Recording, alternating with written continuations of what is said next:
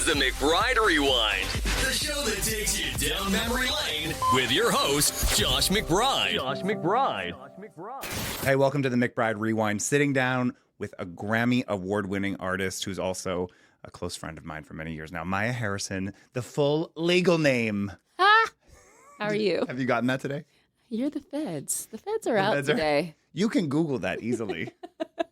True. Maya, thank you for being here. It means a lot because when I told you that I wanted to create a podcast and I wanted to have my own platform, and we've known each other for a while, and you were one of the first people that texted me back saying, I'm ready. When I'm in New York, I'll come and do it. Yeah. I'm there. Maybe I'll be a little late. You didn't say that part. But you were like, you were so supportive of it. So as a friend, I just want to say thank you. I'm always late in New York. Are you? Yeah. I'm here though. You are. And that's what matters. And that's been a challenge. That's I what haven't matters, been in New York for a while. I know you haven't. Mm-hmm. I know you haven't. We're going to get to where you have been. The McBride Rewind is all about taking us back, right? The start of your career, the start of when it all became hot, and when it all became, I guess, this moment for you that you sort of knew you were that girl, knew you were it, right? When was that moment for you that you said, oh, shit, people know me? When was that? I mean, people knew me, of course, and obviously. Some people, not globally yet.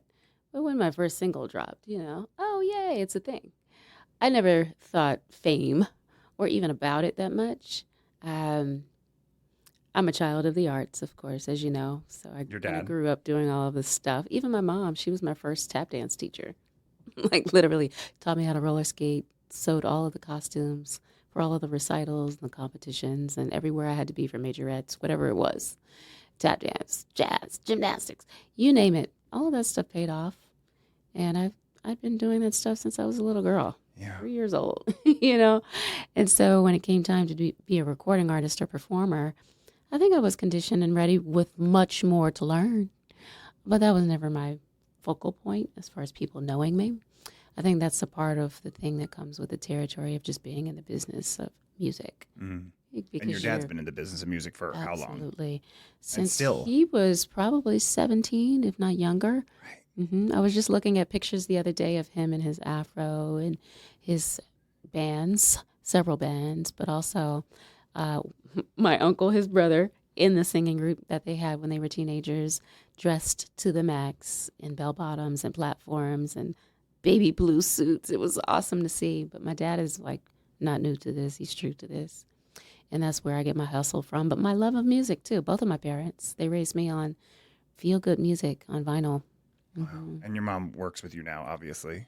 Mm-hmm. Both of my parents work with me. My mom is my accountant. Yes. My dad is always, in creative stuff, but also contracts, talking to agents, dealing with negotiations, musicians, whatever it is. Yeah. Mm-hmm. Let's talk about when you first started. Was there somebody who was already known in the space that was like, girl, you got it. You have it. Who was that? And when was that? Interesting thing, it didn't happen in music initially. It happened through tap dance.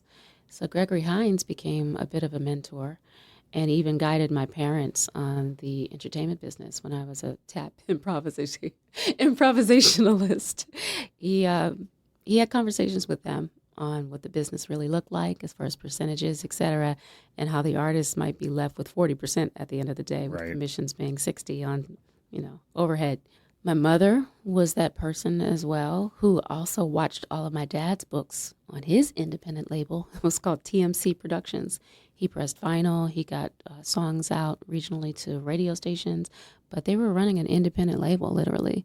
And my mom did all the balancing of the checkbooks and the accounting, bookkeeping, all of the things. So she had practice with that, and so did my dad. And I watched them for years do that. Recording studio rehearsals in my living room and garage for years. My dad working 3 jobs, to invest, but also get us what we needed. My mom also worked and ran around town, taking us everywhere to practices.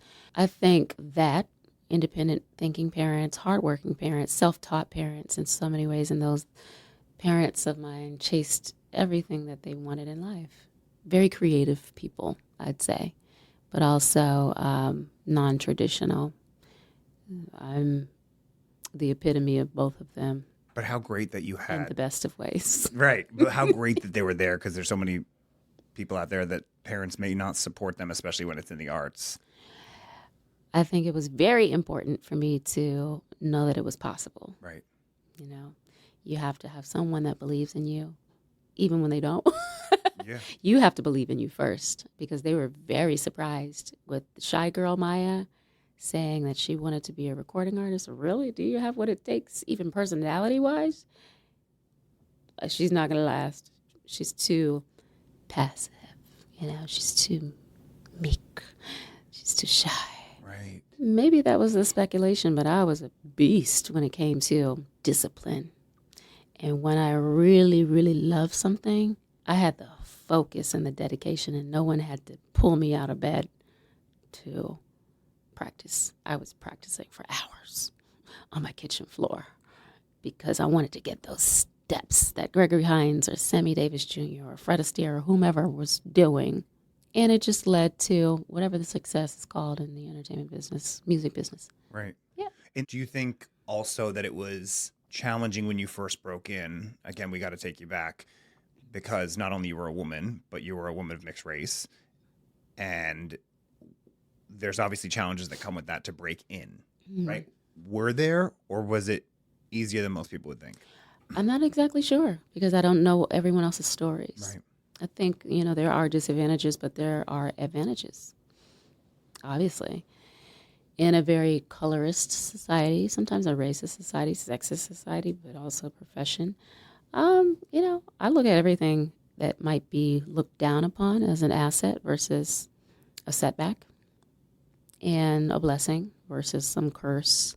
And I've had some very ignorant adults say stupid, very immature, ignorant things because it was just their level of understanding of what they thought the world wanted. And I said, that's not acceptable. That's not how I think. So I think a part of my makeup has really, truly allowed me to focus on bringing people together versus getting caught up in aesthetics all of the time, or what society feels is proper, or even boxes per se. And it's also because my parents have always been independent thinkers. If they weren't, I would have not ever been born, because they wouldn't have come together based on fear. But they came together in love. And that's what my father's always stressed, that I was made out of love, nothing else. Yeah. You do this great job of just staying out of the bullshit. You do and it's so funny because there was one day, I don't remember, it was a couple months ago, and there was a blog that had posted you, and you were on the Brandy and Monica tour filling in for Money Long, and I texted you and I said, did you see this? You look amazing in this. And you said, oh, I didn't see this. And it was like this, it was a really sweet post done by like one of these shade rooms, something like that. Oh. And it was about Maya. It basically said like, Maya is still that girl and she just stays out of the drama. Hopefully. But how other artists probably look at you and go, how the fuck how do I do that?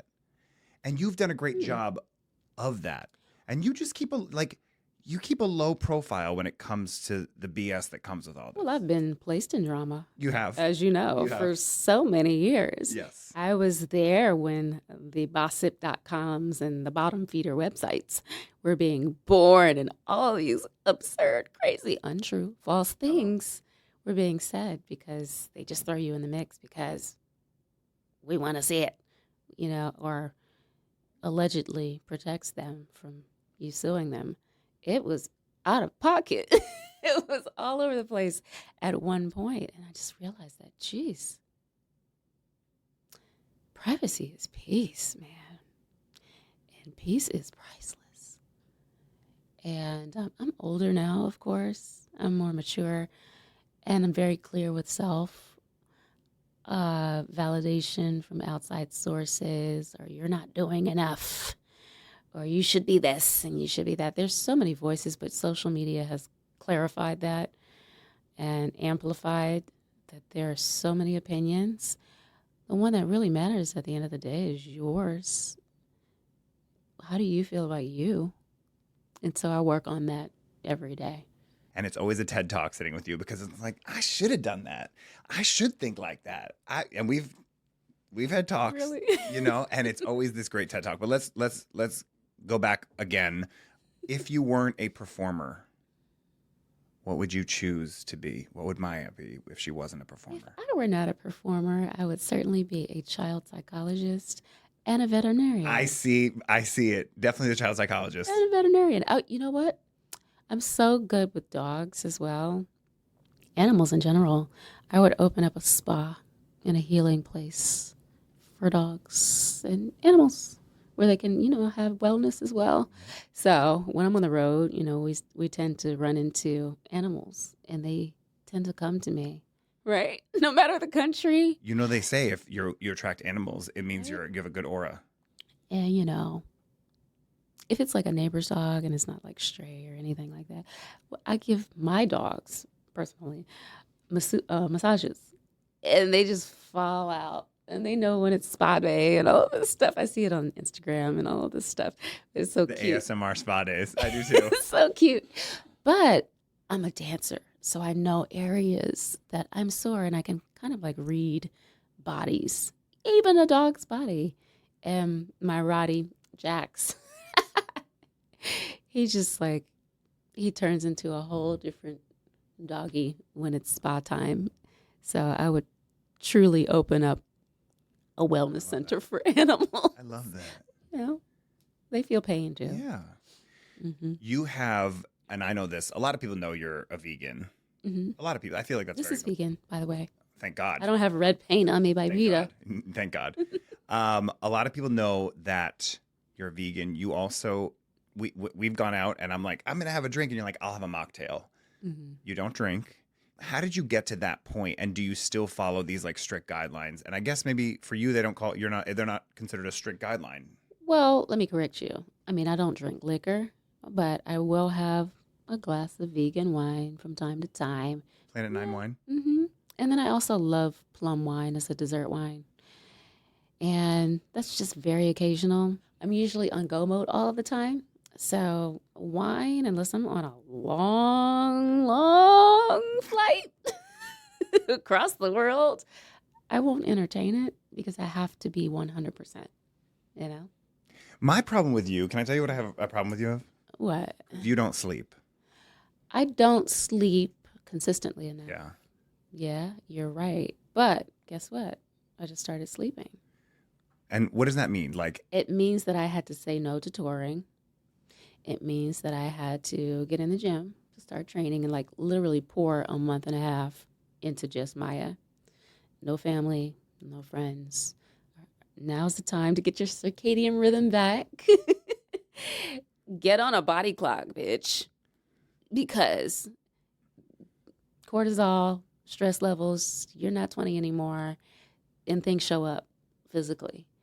So I've been practicing self-care for about a month and a half, and it feels really good to be stronger, more lubricated in my joints, and ready to take on the world again when it's time to promote this album. Yes.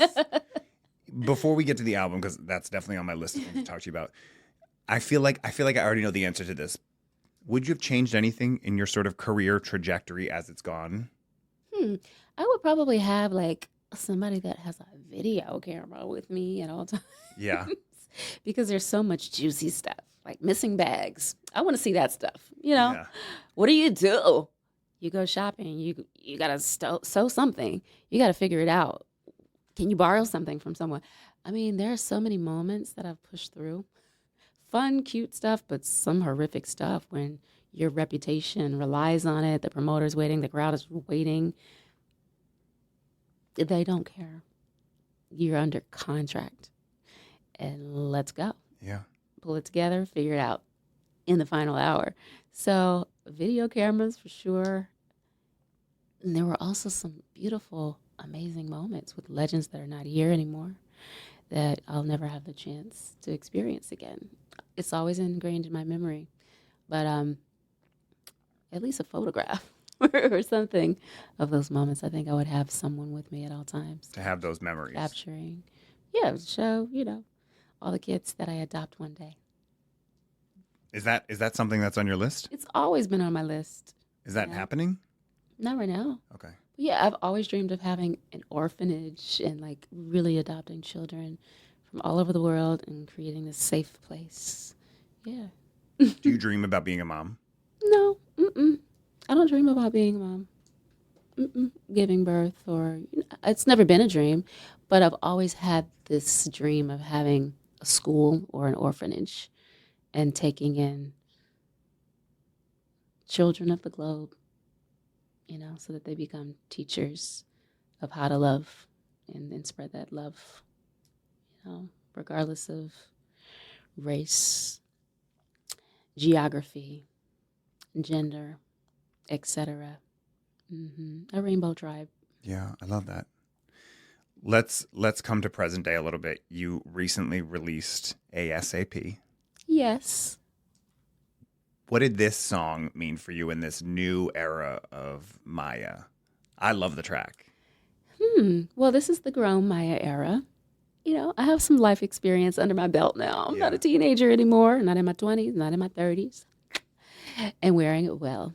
But ASAP, self-explanatory, as soon as possible. It's a song of urgency, of wanting to have a conversation, to address some noticeable changes in a relationship, partnership, whatever it is. Things are on ice a bit. Things are changing. And we don't know what those changes are. It's unaddressed, it's unknown, and a lot of fear can be harbored or tucked under the rug and swept constantly, and you start to get sick if you don't bring it up because you feel it. And the instinct is on point as a God-given gift that we all have, and we ignore it. We make excuses, and so I think the final straw is you can't take it anymore. Or maybe you've had that experience before, and you realize letting it fester is not helping anyone, including yourself. So let's talk about it. The conversation will be uncomfortable for both of us because this can mean one of two things. Either we move forward and try to figure out how we're moving forward. Maybe I made a mistake on misreading, misinterpreting, or this is not going to work. And it's time to let go and move on for whatever reason. But it's at least worth trying to figure it out or having the conversation so we can make the decision to do A, B, or C. Releasing songs now, very different than releasing songs even 10 years ago, but 20, 30 years ago. Has the industry changed for you in this space that much? And if so, how? Yeah, just a little bit. I've been an independent artist since 2008. Quite a long time. But things are ever changing in technology, and these platforms are new streaming and distribution partners on the digital front, and so many forms of social media and ways of connectivity, even performance platforms now.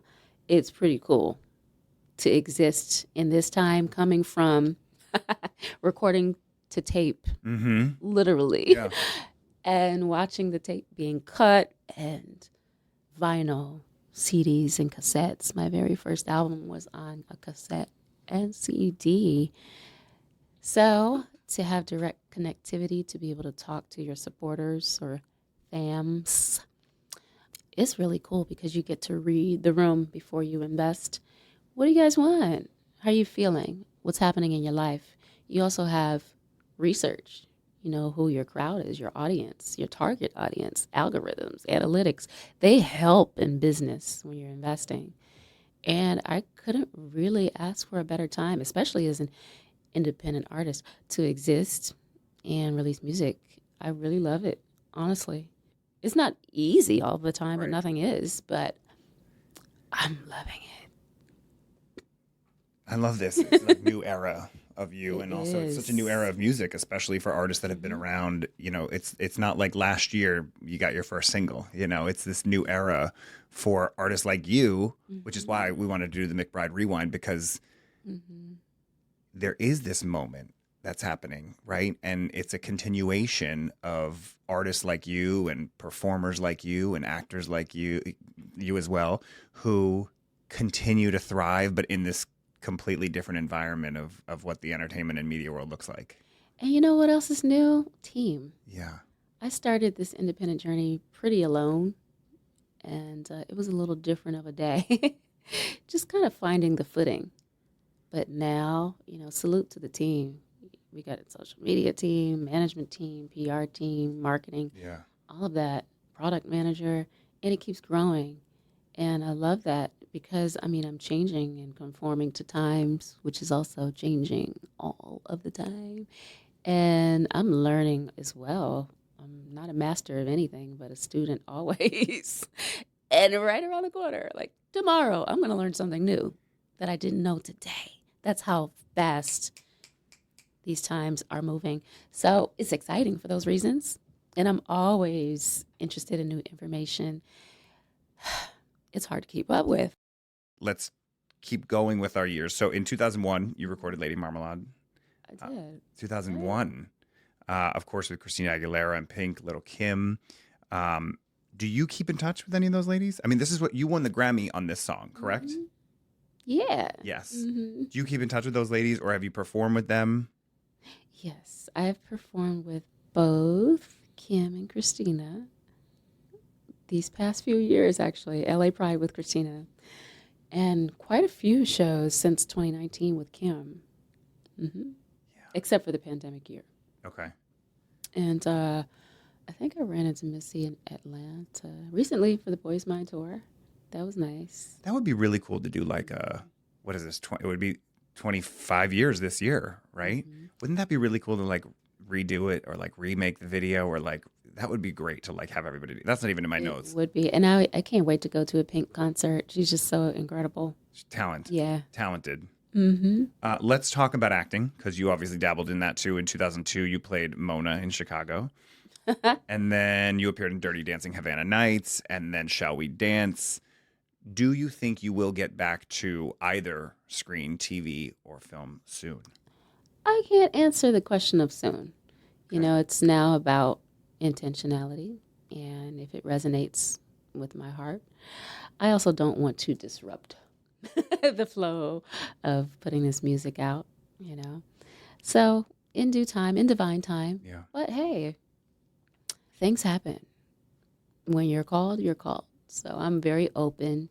But my last album came out in 2018. So I'm very committed to making sure that it comes out in 2026 first. You would answer a call maybe, though, if someone's like, hey, Maya, they want you on this movie. Oh, yeah, I'm so open. Yeah. What's the schedule? Does it conflict with anything on the books, et cetera? And does it resonate? That's it. Do you have a favorite memory of kind of starting your career? And, we've had other people on who they were talking about TRL and we were talking about sort of who they performed with. Is there a favorite memory that you have? Specifically maybe of performing or a concert or a tour or a music video or an award show? No, there were so many amazing moments. So many amazing moments. Just being in the studio, creating, hearing things come to life, track by track, stack by stack, and manifesting. As a creator, you get to see nothingness turn into something that becomes a part of people's lives, their car rides, their memories, and you get to be a part of that, and that's so great, I think meeting fans or supporters has always been really cool, face-to-face, in person, after, you do a show, or even an old school CD signing, right? Those were the coolest things ever. The anticipation of an album dropping, something you could touch, feel, and walk away with, personalized.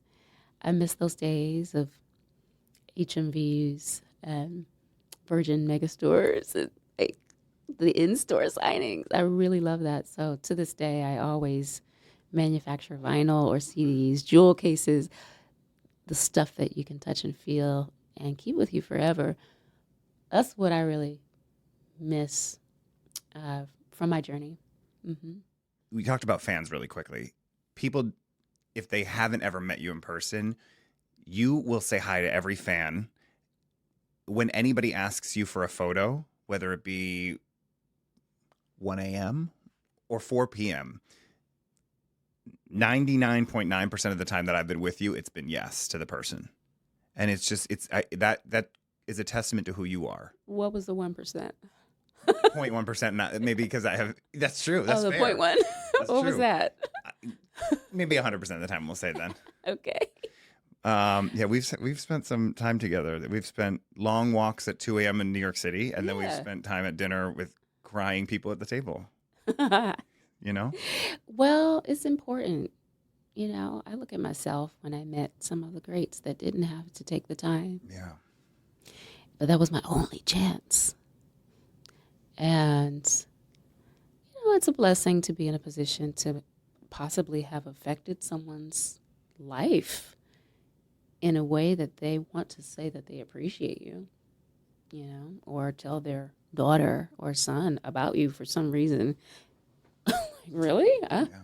So if you've made impact in this person's life, it's your duty, to me, my duty, not speaking for all artists, but my duty to reciprocate, you know, that love, I would say. It's important. Mm-hmm. It's important. And there's some artists that would not necessarily do that. So bravo to you for that. Let's talk about you recently came off the tour, filling in for Money Long on the Brandy and Monica tour. Was that a call that you got and you said, absolutely, I'm jumping on it. I love these girls. I grew up with these girls. So guess what? I'm going to tell you a real raw, funny story. Okay. I went to Florida to start my fitness journey and detox journey in October. That's my birthday month. I was working on my birthday, getting my check and my coin. But my dad has a place down there. And I said, all right, it's time to rest and get your sleep. There it is. But I had this bottle of detox that I wanted to take, but it requires you to be stationary for 24 hours. You can't move, go outside, go anywhere. And that was my commitment to begin taking care of Maya. On the road, you're eating at crazy hours. And I'd already been doing a plethora of performances on my own. Festivals, getting called last minute for this and that. And I love it. So now it's shutdown time. The day that I am about to take this detox, and thankfully I didn't yet, 30 minutes before my detox alarm went off, I got a call from management and agents. Can you hop on this? What are you talking about? Okay, when? What's the date? Today. Excuse me? Keep in mind, I only have what I've been on the road with. I haven't even gone home yet. I don't have any costumes left. Nothing that I haven't already worn. So I'd been coming from Atlanta. I went to 21 Savage's birthday party. He's on the album. Hello. So went to his birthday party, and I was like, that's the only outfit I got. So if pictures are floating of me on the internet at this party and on this stage tonight, well, y'all are going to just have to drag me through the mud. Because you didn't I have wore anything it else. twice. You didn't have anything else. Okay. I didn't have anything else. Did you get a minute to break between the next stop? No. So they called me to Chicago, and there was only one flight that left from this part of Florida, nonstop, thankfully. It wasn't even Miami, Florida. It wasn't even Tampa, Florida. It was somewhere else in Florida. Like, you can't get a flight out of there. So I was like, okay, I found a flight. This is actually possible. Put the detox bottle back in the refrigerator.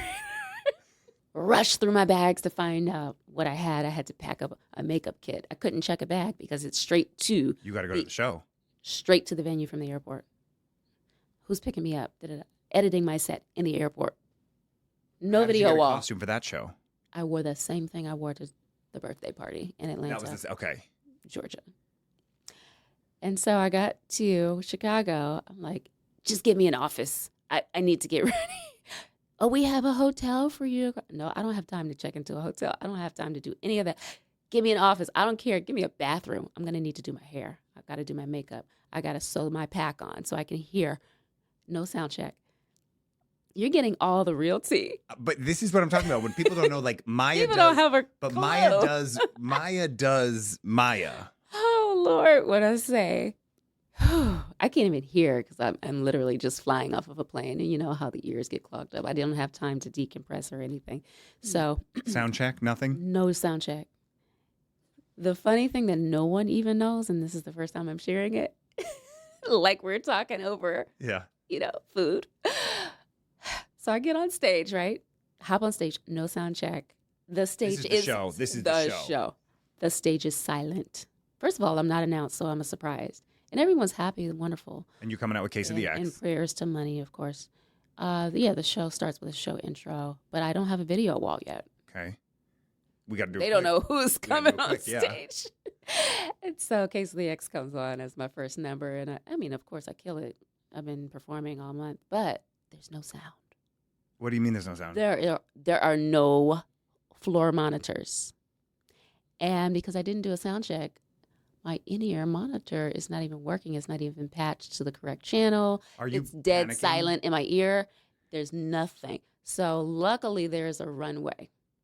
I go to the runway for most of the show. Thank God I didn't have any dancers because I would have been confined to trying to do choreography, or they would have been off beat because you can't hear anything up there.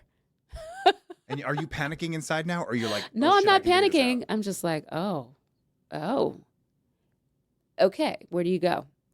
Go to the furthest you can to catch the sound coming from the front of house speakers that the crowd can hear. And that's where I had to stay. Feedback and everything.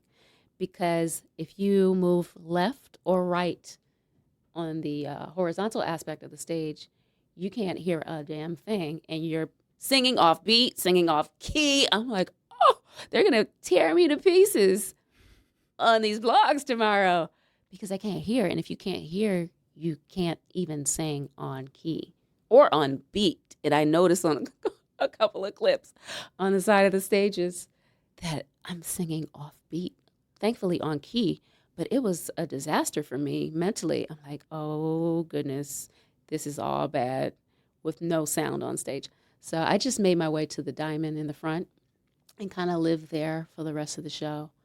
And that was a scary moment, but no one knew. I'm just like, Lord.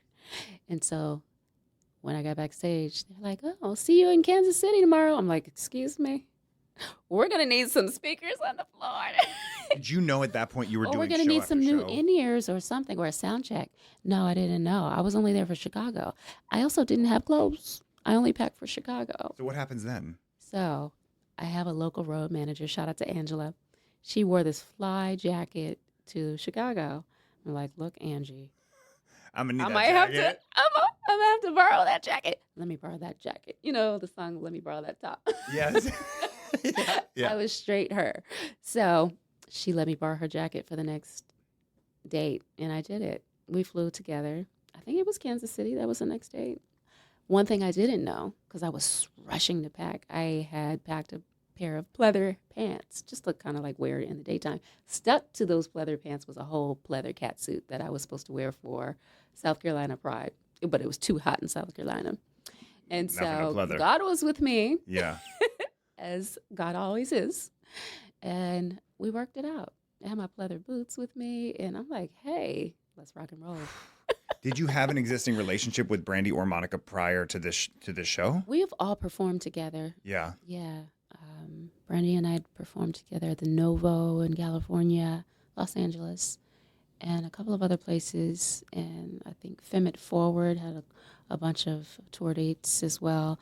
Monica and I had performed on several R&B Experience as well as different R&B arena tours and award shows, etc.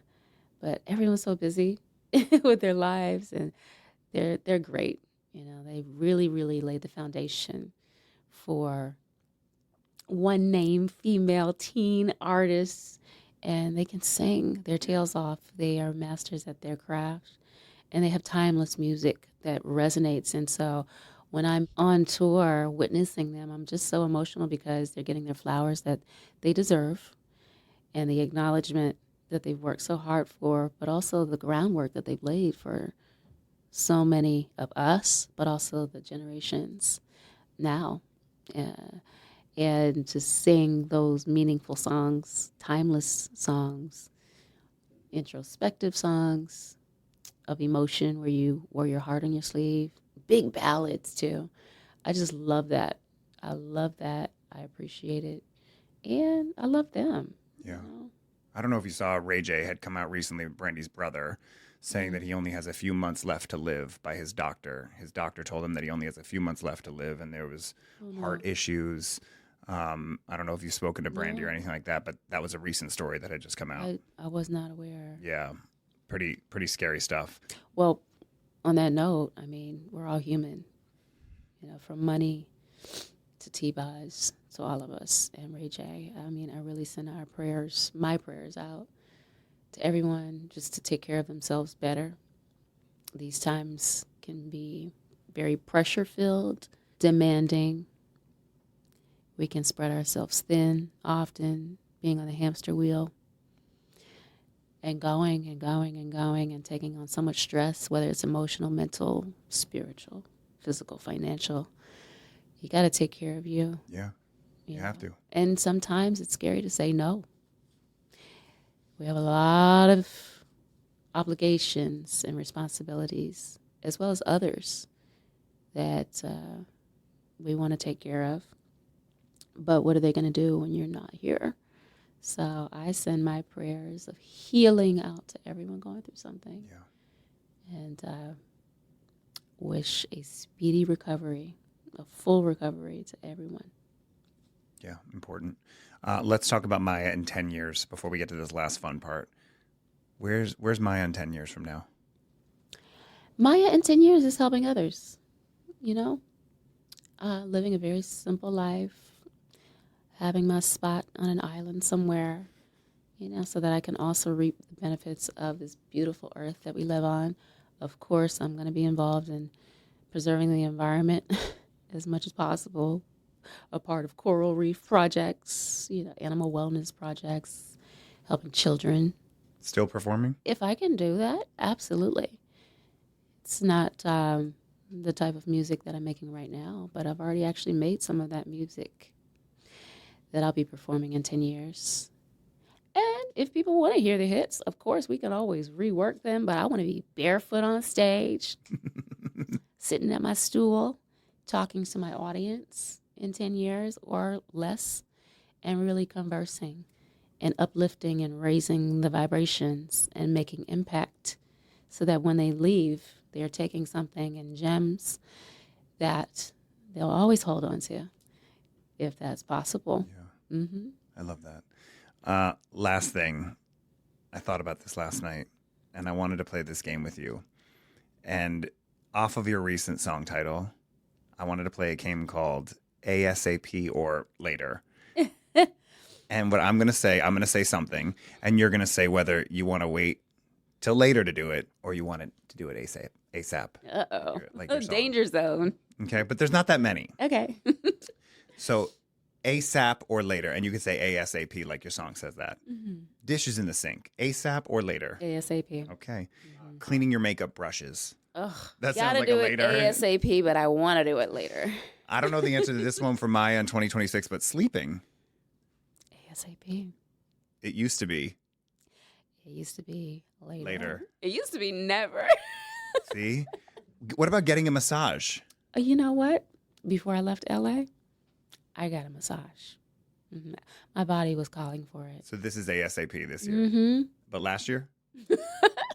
I was later. Neglecting myself. Yeah.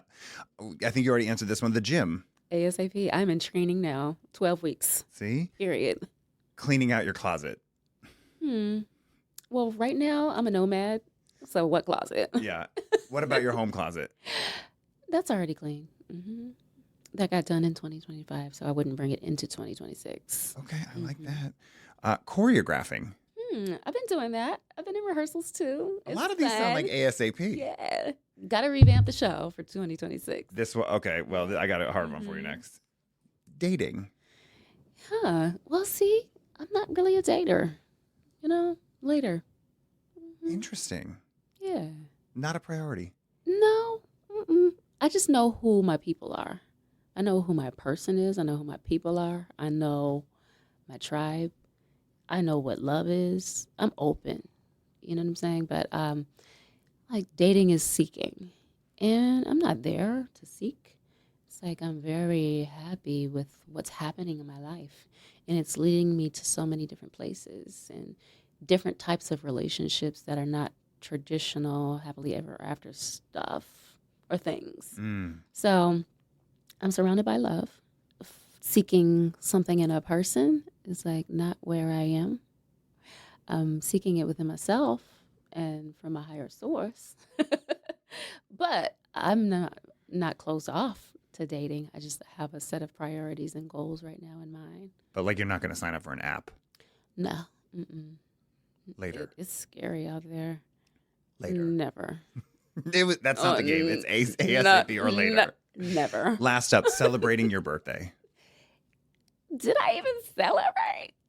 Well, I guess ASAP. I skipped over that one Yeah. for October of last year. So this year. Geez, why are we having like dissertations here? Yeah. This is supposed to be rapid fire ASAP. It is. Okay. We linger. So what's the question again? It's ASAP or later, and that was... So look, I'm always getting a check on my birthday. So later. There's nothing wrong with that. Later. Maya. Every day's a birthday. It sure is. Yes. Thank you for being one of the first people that trusted me to come on the McBride Rewind. I love being a first. And to sit with me. And you are a friend. You are one of the people that has the biggest heart. You check in on me. So I know you check in Not on your enough. friends. But you do. You send me reels that you think are funny and cute. You are always answering a text message at 5 a.m. when I am not awake. I'll probably text you at 5 a.m. when Always. you're not awake too.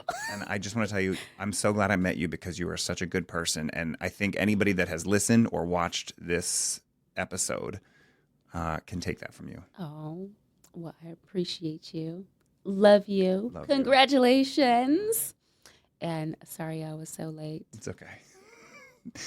Next time, ASAP. don't. Later, apparently. Maya, thank you so much. Thank you, Josh.